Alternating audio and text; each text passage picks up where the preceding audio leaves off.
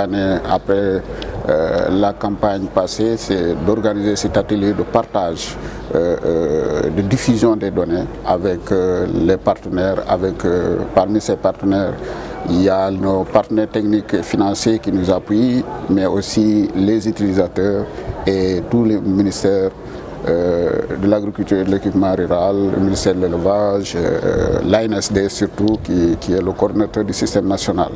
Donc c'est la raison pour laquelle aujourd'hui on est venu donc présenter les résultats issus de l'analyse. Parce que, comme vous le savez, souvent quand on parle de statistiques, les gens pensent uniquement à la production, superficie, emblavure, etc. C'est important. Mais aujourd'hui, pour nous, c'était l'occasion de présenter l'analyse de certaines variables. Vous avez vu, par exemple, la première présentation, vous avez fait part de résultats importants sur, par exemple, l'utilisation des parcelles, la place qu'occupe la femme au niveau au sein de l'agriculture, la place qu'occupe l'arachide, par exemple, les cultures de rente dans nos données, en termes de superficie, quelles sont les régions où on a le plus produit. Donc on a toutes ces informations aujourd'hui, une multitude d'informations. La DAPSA maintenant ne s'arrête pas seulement à la production agricole, mais on s'intéresse aussi des variables qui touchent l'élevage, la pêche, qui touchent les revenus des producteurs. Tout ça, vous avez vu par rapport à la première présentation. La deuxième présentation était plus focalisée sur les entreprises agricoles, ce qu'on appelle les entreprises agricoles. Aujourd'hui, dans le secteur agricole, il y a des personnes, ça peut être une personne, ça peut être un groupe de personnes qui ont plus de 100 hectares.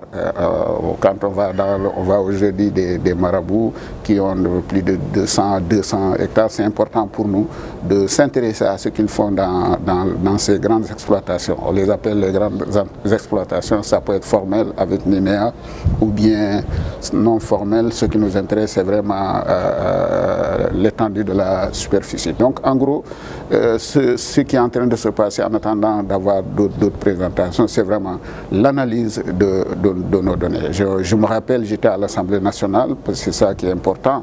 Au-delà de la production, j'ai dit c'est de l'analyse de certaines informations. J'étais à l'Assemblée nationale et j'ai constaté que les députés utilisaient les analyses qu'on a faites, notamment l'analyse sur l'accès au foncier par les jeunes et les femmes, mais également aussi le niveau de financement des petites exploitations. Et je pense que la DAPSA a fait beaucoup de choses et nous invitons à tout le monde de visiter nos plateformes. Ils vont les présenter tout à l'heure, nos plateformes de diffusion pour avoir les informations qu'il faut. Alors concernant la production agricole, quelles sont les meilleures productions au niveau national et aussi les régions championnes dans le domaine des productions? Oui, je pense que dans la présentation, on a constaté que les céréales occupent une place importante, notamment le riz.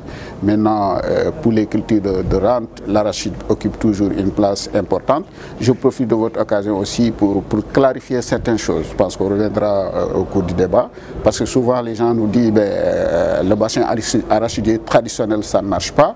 Et donc, par conséquent, peut-être ils émettent des doutes sur ce que nous donnons. Ce que les gens doivent comprendre à travers la présentation, je pense que tout le monde l'a vu, le bassin arachidier traditionnel s'est déplacé maintenant entre Kaffrine vers le sud. Donc vous voyez que la Kaffrine occupe une place importante, que ce soit pour les céréales, que ce soit pour les cultures de rente. Kolda également, avec des départements comme Médina Yoro Foulah, comme Vélingara, Sédhiou également, toutes ces régions occupent une place importante dans la production agricole. Donc ça, c'était important de le montrer. Donc à résumer, je pense qu'en termes de spéculation, les céréales occupent une place importante, particulièrement le riz, que ce soit au niveau pluvial ou irrigué, ça occupe une place importante. Pour ce qui est des cultures de rente aussi, on a remarqué que, comment dirais-je, l'arachide occupe toujours une place très importante. Pour les régions, c'est Kaffrine, c'est la zone sud globalement, Sédhiou, Kolda, un peu Ziguinchor. Donc voilà ce que les résultats ont donné.